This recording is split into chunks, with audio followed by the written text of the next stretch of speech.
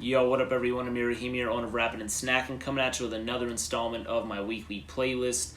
Another 5 tracks that I've been bumping a lot this week. Here's episode number 2. Please make sure to like the video. Please make sure to subscribe and spread the word for anyone who likes hip-hop because they will like this channel.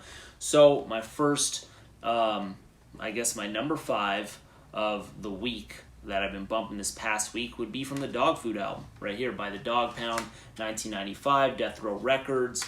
Dope album for sure. And the track that I've been bumping from this album quite a bit would be Psycho Like No Bitch Ass Brothers.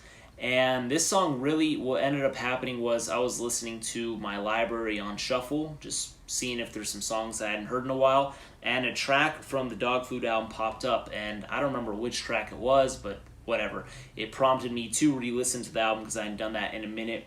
And then I was like, you know what? I hadn't listened to Psycho Like No Bitch Ass Brothers like a whole lot. I was usually listening to like Smooth and New York, New York, and I don't like Dream About Getting Paid. But then I paid special attention to that track a little bit more, and then I just really like the beat. Snoop has, a very memorable chorus. It can get a little, annoying after you hear the song a lot, but it's one of his more signature kind of choruses. Then you got Mr. Malik, who's on the feature on the last verse. I think it's a solid song. I like the piano and the instrumental. Daz did a great job on this album. Obviously, he did well in the song. Corrupt is a lyrical wordsmith master. He's incredible. But that's my 5th pick right there from the Dogg Food album. Next up, my number 4 pick, it comes from another group. This group would be Bone Thugs-n-Harmony from their E1999 Eternal album. And I have been talking to a few people about this album, and it prompted me to just re-listen to it. That happens from time to time. And one of the tracks on here that I really, really, really like that I never see people talk about would be Down 71, The Getaway. In my opinion, that is the most underrated song on the album. I really, really, really enjoy the story.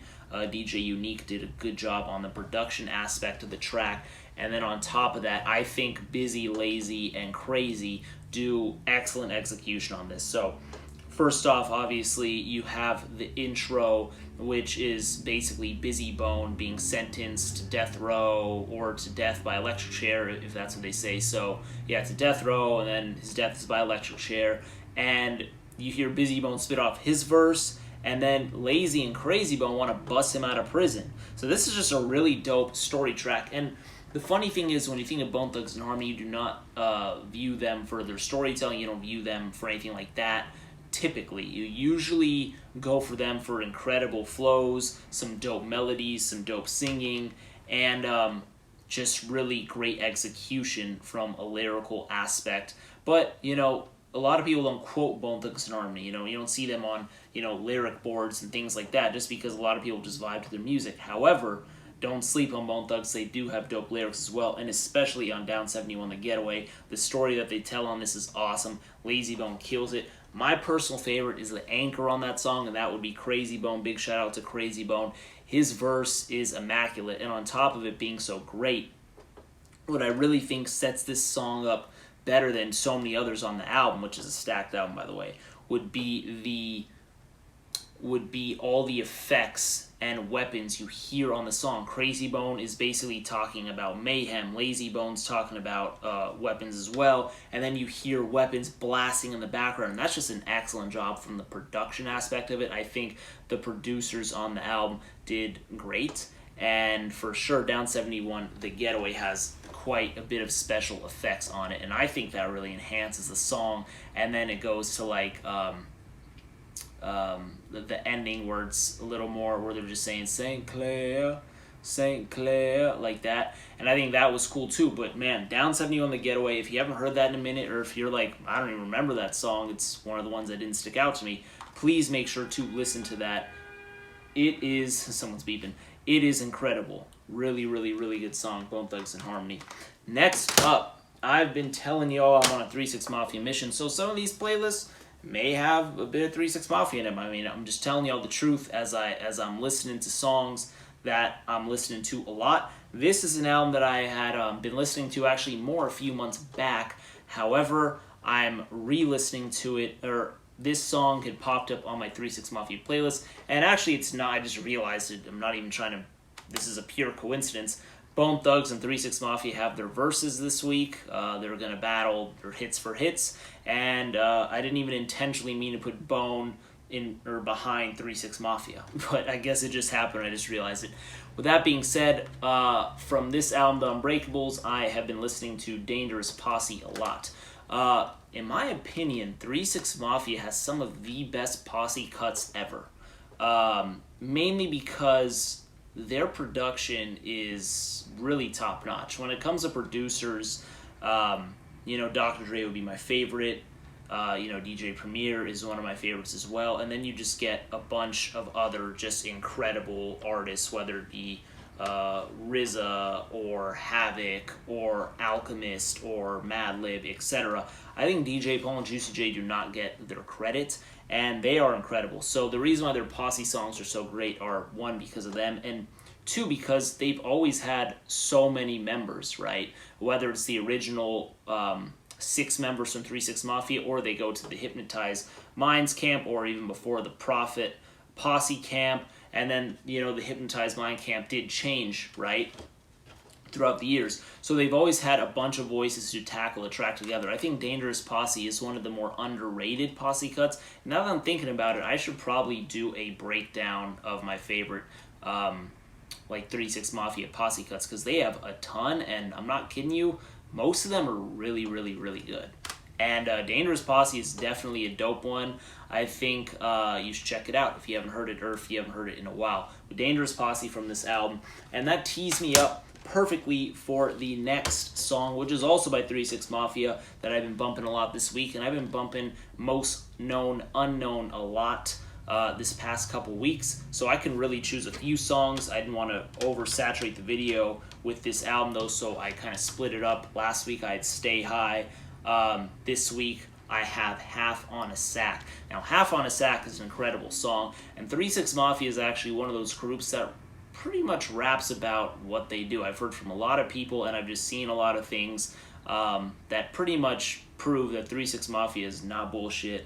They do a lot of what they rap about. They do a lot of drugs. Not condoning that per se, but what they're saying is pretty real in that regard. So, talking about, cocaine, etc., and, and weed too. And actually, this song, I like to highlight Juicy J's verse, because Juicy J has such an incredible flow in general. He's one of the best rappers who also does a great job on the production aspect. I think a lot of people don't talk about how good he is at rapping, but his flow is really, really, really great. And then I actually have a lyric here.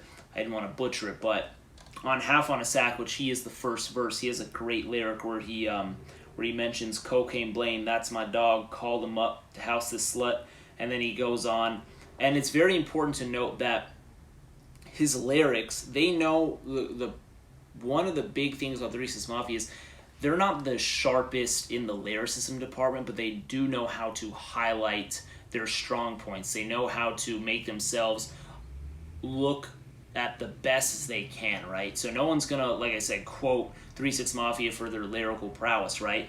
But they know how to switch the songs up and divide it amongst the members to keep the entertainer engaged, and they know how to bring the best production out at the best moment. So the reason why I'm saying these lyrics are not because the lyrics are mind-blowing, but because when you listen to the actual song and then you hear the production that's going on as these lyrics are going on, as the flow is going on, you'll really get to appreciate the genius behind making of these songs. So after he has that line where he talks about bringing up the slut, he says, we gon' fuck her in the back of the bus and fill her nose up full of that dust. And then the beat comes back in, because it was kind of a cappella right there. The beat comes back in, and he says 3-6 Mafia while on tour, whooping these brothers and fucking these whores. And then he just goes on and on and on. And it's just like crazy. Like, it's incredible. Like I said, you pretty much, I want y'all to hear that, and I want y'all to listen to it, because it's really incredible what they're doing on making and composing music and making tracks. I think it's just exceptional, exceptional, exceptional. But yeah, 3-6 Mafia, go ahead. And like I said, I wish I could, play like whole snippets of these songs, but I don't want to get demonetized on YouTube or flagged for copyright or whatever. So peep it out. And my number one for this week is actually another Tennessee group. I did also talk about them last week, but this would be 8 Ball and MJG from their debut album, Coming Out Hard. This album is really, really, really excellent. It's really great. And 8 Ball and MJG are one of my favorite duos or groups, whatever you want to call them. And the track that I'm going to pick here is Pimps. Pimps, which it's a pretty, it's a song that I don't want to say aged totally well in the lyricism department, but hey, this is what's dope about artists, man. You get to hear them from the beginning, and you get to hear how they change or stay the same or grow or whatever you want to call it as their careers go on. And 1993, 8 Ball and MJG were very unapologetic with the rhymes. They're keeping it as real as they can, and they're trying to put you onto the pimp game. Now, one, on the production aspect, I think this song, that's great, right? It uses the same sample as Ahmad does on Back in the Day, and Compton's Most Wanted uses on Can I Kill It? And I love how all the approaches are so different. And 8 Ball really, and MJG, they're both talking about how to be pimps and what it takes to be a pimp, etc. And 8 Ball really, just from the beginning of the song, as I'll read some of the lyrics, he really just tells you, his perspective of being a pimp. And he's basically saying it takes a brother that's hard from the start. You gotta have heart to meet a bitch, mack her down, then rip her apart.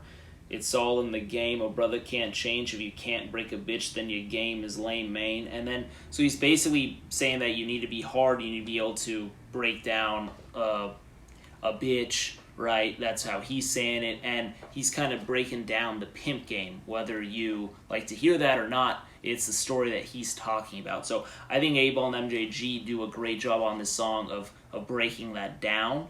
I think that their flow is great. And one thing about this album that I think is so great is it's them at such raw and pure form. They are able to break down things very well. And like I said, there's no apologies on here. You got the parental advisory explicit lyrics sticker on it, so proceed with caution, right? And the production didn't age as well, right, compared to some of their later albums, but I think it still sounds great. I think it's still a great album. MJG does great as well. He's talking about pimping as well, and basically saying that without tricks, there can never be a pimp. So he thanks the tricks. And tricks, for those who don't know, are basically people who pay prostitutes for sex, sexual encounters, anything like that. That's a trick. And then a pimp collects money from the woman who gets the money from the tricks. So it's pretty great. And yeah, that's it. 8 Ball and MJG, please don't sleep. Incredible group. Really, really, really dope album. And those are my top 5 most played tracks of the week. Let me know what your favorite is down below. I'd actually be very intrigued to know that. Make sure to like the video and subscribe. Appreciate y'all. If y'all have any suggestions, always let me know, and I may take you up on that. I'm always looking for ideas and always appreciate the feedback. I read all the comments and all that good stuff. So bless up. I will see y'all next time. Peace.